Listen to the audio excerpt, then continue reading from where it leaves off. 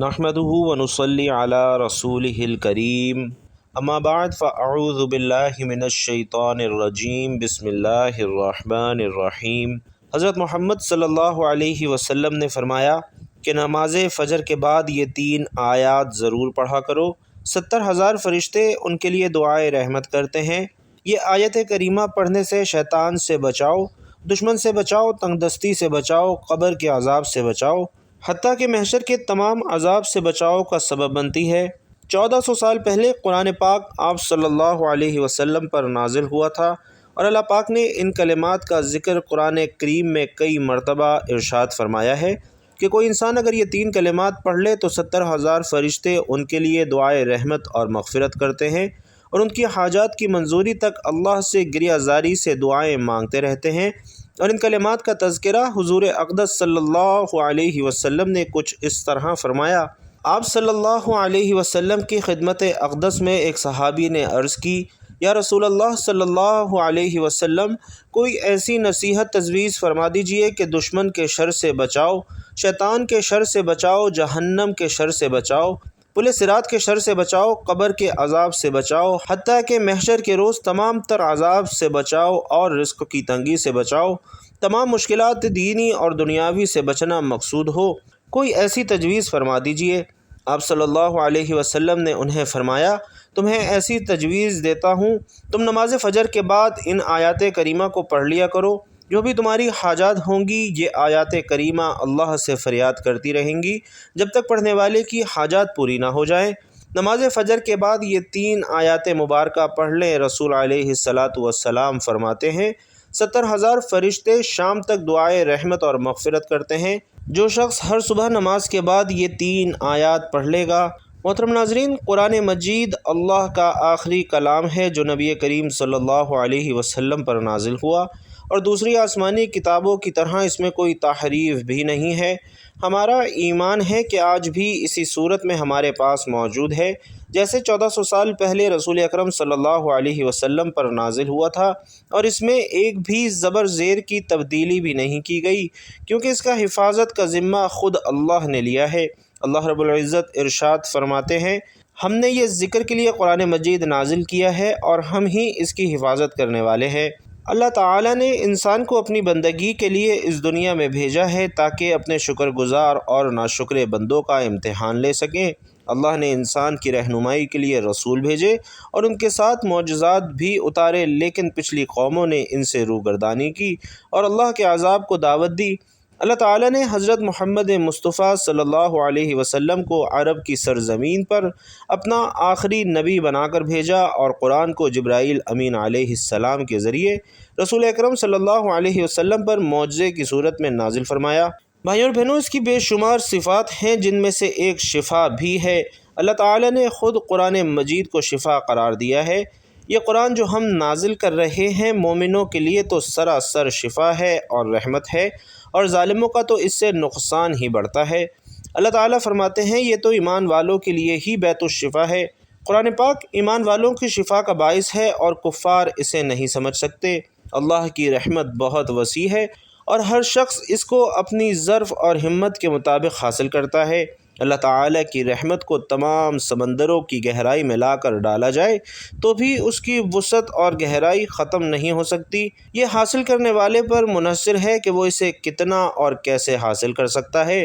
اللہ تعالیٰ فرماتے ہیں کہ اے لوگو، تمہارے پاس تمہارے رب کی طرف سے ایک ایسی چیز آئی ہے جو نصیحت اور جو دلوں میں ہے ان کے لیے شفا ہے اور رہنمائی کرنے والی ہے، اور ایمان والوں کے لیے رحمت ہے۔ آقا کریم صلی اللہ علیہ وسلم کی قرآن سے محبت بے مثال تھی اور آپ کی پوری زندگی قرآن کی تعلیمات کی عملی تصویر تھی۔ ناظرین، یہاں کچھ اہم پہلو بیان کیے گئے ہیں جو آپ صلی اللہ علیہ وسلم کی قرآن سے محبت کو ظاہر کرتے ہیں۔ حضرت محمد صلی اللہ علیہ وسلم کی پوری زندگی قرآن کی تعلیمات پر عمل کرنے کا نمونہ تھی۔ آپ علیہ السلام نے قرآن کے احکامات کو اپنی زندگی میں نافذ کیا اور دوسروں کو بھی اس پر عمل کرنے کی تلقین فرمائی، اور حضرت عائشہ رضی اللہ تعالی عنہا سے روایت ہے کہ آپ صلی اللہ علیہ وسلم کا اخلاق قرآن مجید تھا۔ اسی طرح آپ صلی اللہ علیہ وسلم باقاعدگی سے قرآن کی تلاوت کرتے تھے۔ خاص طور پر رات کی عبادت میں آپ خود بھی قرآن پڑھتے اور دوسروں سے بھی قرآن سننے کا شوق رکھتے۔ حضرت عبداللہ بن عباس رضی اللہ تعالی عنہ سے روایت ہے کہ نبی کریم صلی اللہ علیہ وسلم سب سے زیادہ سخی تھے اور سب سے زیادہ سخاوت رمضان کے مہینے میں کرتے تھے، جب جبرائیل علیہ السلام آپ سے ملتے اور آپ کے ساتھ قرآن کا دورہ کرتے۔ آقا علیہ السلام نے صحابہ کرام کو قرآن کی تعلیم دی اور اس کی تعلیمات کو پھیلایا۔ آپ صلی اللہ علیہ وسلم نے لوگوں کو قرآن کے معانی اور مفاہیم سمجھائے اور اس کی حکمتیں بیان کیں۔ آپ صلی اللہ علیہ وسلم وحی کا انتظار کیا کرتے تھے اور جب وحی آتی تو خوشی اور سکون محسوس کرتے۔ آپ کے دل میں قرآن کے الفاظ کی قدر و منزلت بہت زیادہ تھی۔ آقا کریم صلی اللہ علیہ وسلم کی دعاؤں اور اذکار میں قرآن کے الفاظ شامل ہوتے تھے اور آپ صلی اللہ علیہ وسلم کی دعاؤں میں قرآن کی آیات کا ذکر اور استعمال ہوتا تھا۔ ناظرین، یہ تمام پہلو آقا صلی اللہ علیہ وسلم کی قرآن سے بے پناہ محبت اور عقیدت کو ظاہر کرتے ہیں اور آپ کی زندگی میں قرآن کی تعلیمات کی جھلک نمایاں تھیں۔ انہوں نے اپنی امت کو بھی قرآن کے قریب رہنے کی تلقین کی۔ قرآن مجید ہر قلبی، روحانی اور جسمانی اور نفسیاتی بیماریوں کے لیے شفا ہے۔ قرآن مجید خود بیان کر رہا ہے کہ دلوں کے روگ یعنی حسد، کینہ، بغض، منافقت، ڈپریشن اور اسی طرح کی اور مصیبتیں، یہ ان کے لیے شفا ہے، اور اللہ تعالیٰ کا ذکر روح کی غذا ہے اور جسم کو طاقت اور توانائی بخش ہے۔ اللہ تعالیٰ فرماتے ہیں کہ ہر قسم کے میوے کھا کر پھر اپنے رب کی تجویز کردہ آسان پر چلا، ان کے پیٹ سے پینے کی چیز نکلتی ہے جس کے رنگ مختلف ہیں، اس میں لوگوں کے لیے شفا ہے، بے شک اس میں ان لوگوں کے لیے نشانی ہے جو سوچتے ہیں۔ انسان کی بیماریوں میں اس کی خوراک کا بھی عمل دخل ہوتا ہے اور اسی لیے اللہ تعالیٰ یہاں انسانوں کو جسمانی بیماریوں کا علاج بتا رہے ہیں۔ خشک میوہ جات توانائی کا بہترین ذریعہ ہیں اور زیر غور آیت میں اللہ تعالیٰ شہد کو شفا قرار دے رہے ہیں۔ نبی کریم صلی اللہ علیہ وسلم فرماتے ہیں کہ شفا 3 چیزوں میں ہے، قرآن میں، شہد پینے میں اور آگ سے داغنے میں، مگر اپنی امت کو آگ سے داغنے سے منع کرتا ہوں۔ حضرت ابن مسعود رضی اللہ تعالی عنہ روایت کرتے ہیں کہ رسول اللہ صلی اللہ علیہ وسلم نے فرمایا کہ لوگ شفا دینے والی 2 چیزوں کو یعنی شہد اور قرآن کو لازم پکڑ لو۔ جسم کے کسی حصے میں درد ہو تو سورۃ الفاتحہ پڑھ کر دم کیا جاتا ہے۔ سورۃ البقرہ جادو اور نظر بد کے آثار کم کرتی ہے۔ معوذتین سے دم کرنا بھی حدیث سے ثابت ہے۔ حضرت عائشہ رضی اللہ تعالی عنہا فرماتی ہیں کہ نبی کریم صلی اللہ علیہ وسلم نے جس مرض میں وفات پائی اپنے اوپر معوذتین پڑھ کر دم کرتے۔ جب آپ صلی اللہ علیہ وسلم کو زیادہ تکلیف ہوتی تو میں اس کو پڑھ کر دم کرتی اور آپ صلی اللہ علیہ وسلم کے دست مبارک کو برکت کے لیے آپ صلی اللہ علیہ وسلم کے جسم مبارک پر پھیرتی۔ ناظرین، حضرت امام بطال رحمۃ اللہ علیہ معوذتین کے بارے میں فرماتے ہیں کہ اللہ تعالیٰ نے ان میں ایک ایسا راز رکھا ہوا ہے جو اس کے علاوہ کسی اور صورت میں نہیں ہے، کیونکہ یہ جامع دعائیں ہیں جن میں بہت ساری بری چیزوں سے پناہ مانگی گئی ہے، سحر، حسد، شیطان اور اس کے وسوسے سے، اور اس کے علاوہ دوسری چیزوں سے حفاظت کے لیے معوذتین سے بہتر کوئی نسخہ نہیں ہو سکتا، اور یہی وجہ ہے کہ آپ صلی اللہ علیہ وسلم اسی پر اتفاق کرتے ہیں۔ رسول علیہ السلام نے فرمایا، جو شخص صبح کے وقت 3 بار اعوذ باللہ السمیع العلیم من الشیطان الرجیم کہے اور سورۃ الحشر کی آخری 3 آیات پڑھے تو اللہ اس کے لیے 70,000 فرشتے مقرر کر دیتا ہے جو شام تک اس کے لیے دعائے رحمت اور مغفرت کرتے ہیں۔ اگر اس دن مرے گا تو شہید ہوگا اور شام کو پڑھے تو صبح تک یہی فضیلت ہے۔ فرمایا کہ فاتحہ ہر مرض کی دوا ہے۔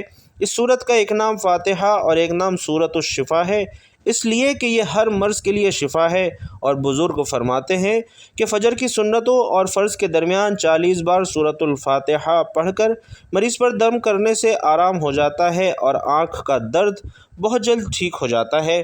اسی طرح بھائیوں اور بہنوں، حضرت نعمان بن بشیر رضی اللہ تعالی عنہ سے روایت ہے کہ شہنشاہ مدینہ صلی اللہ علیہ وسلم نے فرمایا کہ اللہ پاک نے زمین و آسمان کو پیدا کرنے سے 2000 سال پہلے ایک کتاب لکھی، پھر اس میں سے سورۃ البقرہ کی آخری 2 آیتیں فرمائی جس گھر میں 3 راتیں ان 2 آیتوں کو پڑھا جائے گا شیطان اس گھر کے قریب نہ آئے گا۔ اور حضرت ابو ذر رضی اللہ تعالی عنہ یہ روایت کرتے ہیں کہ رسول علیہ الصلاۃ والسلام فرماتے کہ بے شک اللہ پاک نے مجھے اپنے عرش کے نیچے کے خزانے میں سے ایسی 2 آیتیں عطا فرمائی ہیں جن کے ذریعے سورۃ البقرہ کا اختتام فرمایا، انہیں سیکھو اور اپنے عورتوں اور بچوں کو سکھاؤ، بے شک یہ نماز اور قرآن اور دعا ہے۔ اور حضرت برا بن اعظم رضی اللہ تعالی عنہ بیان فرماتے ہیں کہ ایک شخص سورۃ الکہف کی تلاوت کر رہا تھا، ان کے گھر میں ایک سانڈ بندھا ہوا تھا، اچانک وہ بدکنے لگا۔ اس شخص نے دیکھا کہ ایک بادل نے اس کو ڈھانپا ہوا ہے۔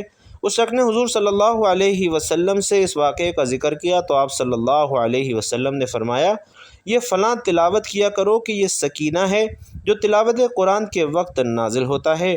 حضرت معاذ رضی اللہ تعالی عنہ روایت کرتے ہیں کہ رسول خدا صلی اللہ علیہ وسلم نے فرمایا کہ جو سورۃ الکہف کی اول اور آخر سے تلاوت کرے گا اس کے سر تا پا نور ہی نور ہوگا، اور جو اس کی تلاوت کرے گا اس کے لیے آسمان اور زمین کا نور ہوگا۔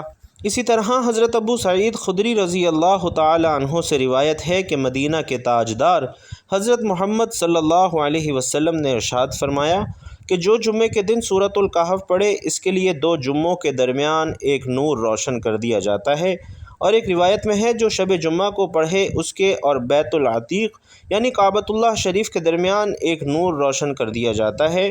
حضرت ابو درداء رضی اللہ تعالی عنہ سے روایت ہے کہ نبی کریم صلی اللہ علیہ وسلم نے فرمایا جو سورۃ الکہف کی پہلی 10 آیتیں یاد کرے گا وہ دجال سے محفوظ رہے گا، جبکہ ایک روایت میں ہے جو سورۃ الکہف کی آخری 10 آیتیں یاد کرے گا وہ دجال سے محفوظ رہے گا۔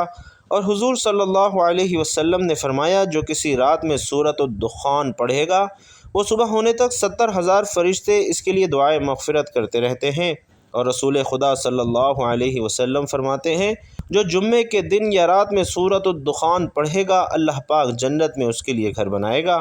ناظرین، روایات میں ہے کہ حدیبیہ سے واپسی میں مکہ اور مدینہ منورہ کے راستے میں سورۃ الدخان کا نزول ہوا۔ جب یہ سورت نازل ہوئی تو نبی کریم صلی اللہ علیہ وسلم نے فرمایا کہ آج رات مجھ پر ایک ایسی سورت نازل ہوئی ہے جو مجھے دنیا کی ہر چیز سے زیادہ پیاری ہے۔ حضرت انس رضی اللہ تعالی عنہ سے روایت ہے کہ رسول خدا صلی اللہ علیہ وسلم نے فرمایا کہ سورۃ الواقعہ تمنگری یعنی خوشحالی کی صورت ہے، لہٰذا اسے پڑھو اور اولاد کو سکھاؤ۔ حضرت ابن مسعود رضی اللہ تعالی عنہ مرض الموت میں مبتلا تھے۔ حضرت عثمان غنی رضی اللہ تعالی عنہ ان کی عیادت کے لیے تشریف لے گئے اور ان سے فرمانے لگے اگر میں آپ کو سب کچھ عطا کر دوں تو کیسا ہے؟ انہوں نے فرمایا مجھے اس کی کوئی ضرورت نہیں ہے۔ حضرت عثمان رضی اللہ تعالی عنہ نے فرمایا بعد میں آپ کی بچیوں کے کام آئے گا، تو ابن مسعود رضی اللہ تعالی عنہ نے فرمایا آپ میری بچیوں کے متعلق فکر و فاقہ سے ڈرتے ہیں؟ میں نے ان کو حکم دیا کہ وہ ہر رات سورۃ الواقعہ پڑھا کریں۔ میں نے رسول خدا صلی اللہ علیہ وسلم کو یہ فرماتے ہوئے سنا کہ جو آدمی ہر رات سورۃ الواقعہ پڑھے گا اس کے گھر میں کبھی فقر و فاقہ نہ ہوگا۔ حضرت معاویہ بن عیسیٰ رضی اللہ تعالی عنہ سے روایت ہے کہ اللہ پاک کے پیارے رسول صلی اللہ علیہ وسلم نے فرمایا سورۃ الیاسین قرآن پاک کا دل ہے، جو اسے اللہ پاک کی رضا اور آخرت کی بہتری کے لیے پڑھے گا اس کی مغفرت کر دی جائے گی۔ اور حضرت ابن عباس رضی اللہ تعالی عنہ روایت کرتے ہیں کہ سرکار دو عالم صلی اللہ علیہ وسلم نے فرمایا کہ میری خواہش ہے کہ سورۃ الیاسین میری امت کے ہر انسان کے دل میں ہو۔ حضرت انس رضی اللہ تعالی عنہ سے روایت ہے کہ حضور کریم صلی اللہ علیہ وسلم نے فرمایا کہ جو شخص ہمیشہ ہر رات سورۃ الیاسین کی تلاوت کرتا رہا پھر مر گیا تو وہ شہید مرے گا۔ اور حضرت عطا بن ابو ربیع تابعی رحمۃ اللہ علیہ سے روایت ہے کہ شہنشاہ مدینہ صلی اللہ علیہ وسلم نے ارشاد فرمایا کہ جو شخص دن کی ابتدا میں سورۃ الیاسین کی تلاوت کرے گا اس کی تمام حاجات پوری کر دی جائیں گی۔ اور حضرت ابو درداء رضی اللہ تعالی عنہ روایت کرتے ہیں کہ حضور اقدس صلی اللہ علیہ وسلم نے فرمایا جس مرنے والے کے پاس سورۃ الیاسین کی تلاوت کی جاتی ہے اللہ تعالیٰ اس پر اس کی روح قبض کرنے میں نرمی فرماتا ہے۔ حضرت ابو قلابہ رضی اللہ تعالی عنہ سے روایت ہے وہ فرماتے ہیں جس نے سورۃ الیاسین کی تلاوت کی اس کی مغفرت ہو جائے گی، اور جس نے کھانے کے وقت اس کی کم ہونے کی حالت میں تلاوت کی تو اسے کفایت کرے گا، اور جس نے کسی مرنے والے کے پاس اس کی تلاوت کی تو اللہ تعالیٰ اس پر موت کے وقت نرمی کرے گا۔ جس نے کسی عورت کے پاس اس کے بچے کی ولادت کی تنگی پر سورۃ الیاسین کی تلاوت کی اس پر آسانی ہوگی، اور جس نے اس کی تلاوت کی گویا کہ اس نے 11 مرتبہ قرآن پاک کی تلاوت کی، اور ہر چیز کے لیے دل ہے اور قرآن پاک کا دل سورۃ الیاسین ہے۔ اور حضرت عائشہ صدیقہ رضی اللہ تعالی عنہا روایت کرتی ہیں کہ سرکار مدینہ صلی اللہ علیہ وسلم نے فرمایا، قرآن حکیم میں ایک صورت ہے جسے اللہ پاک کے یہاں عظیم کہا جاتا ہے، اس پڑھنے والے کو اللہ تعالیٰ کے یہاں شریف کہا جاتا ہے، اس کو پڑھنے والا قیامت کے روز ربی اور مضر قبائل سے زائد افراد کی شفاعت کرے گا، اور وہ سورۃ الیاسین ہے۔ تو محترم ناظرین، آج کا وظیفہ نماز فجر کے بعد آپ نے 3 آیات پڑھنی ہیں جو کہ بہت ہی زیادہ فضیلت والی آیات ہیں۔ سب سے پہلے آپ نے نماز فجر ادا کرنے کے بعد حضور پاک صلی اللہ علیہ وسلم کی ذات اقدس پر درود پاک کا نذرانہ پیش کرنا ہے۔ اللہم صلی علی محمد وعلی آل محمد کما صلیت علی ابراہیم وعلی آل ابراہیم انک حمید مجید۔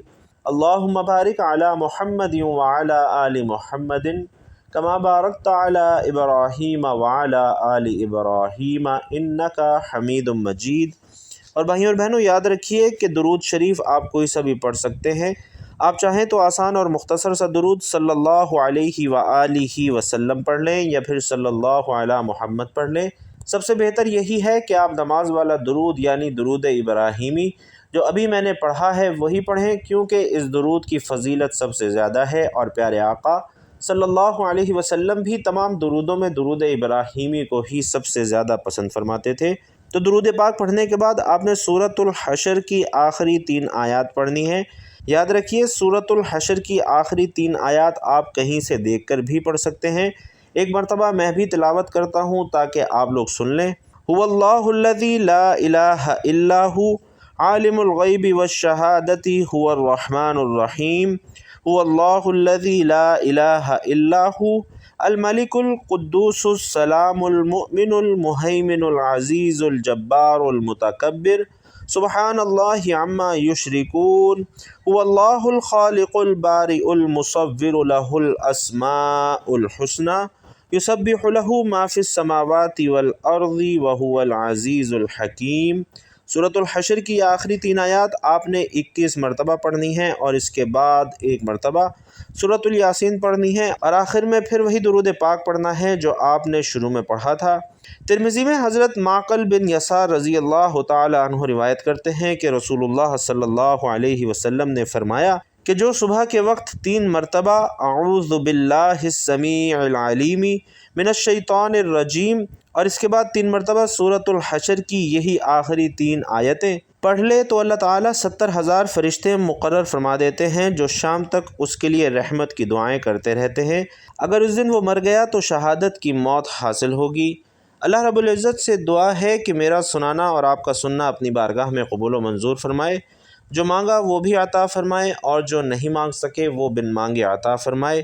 ہمیں روزانہ قرآن مجید کی تلاوت کرنے کی توفیق نصیب فرمائے، روزانہ 5 وقتہ نماز با جماعت ادا کرنے کی توفیق نصیب فرمائے، اور ہمیں ہر بیماری، پریشانی، ناگہانی آفت سے محفوظ رکھے۔ آمین یا رب العالمین۔ بھائیوں اور بہنوں، آپ لوگ بھی دعاؤں کے اختتام پر آمین کمنٹ باکس میں ضرور لکھا کریں۔ اللہ تعالیٰ آپ سب کا حامی و ناصر ہو۔ آمین یا رب العالمین۔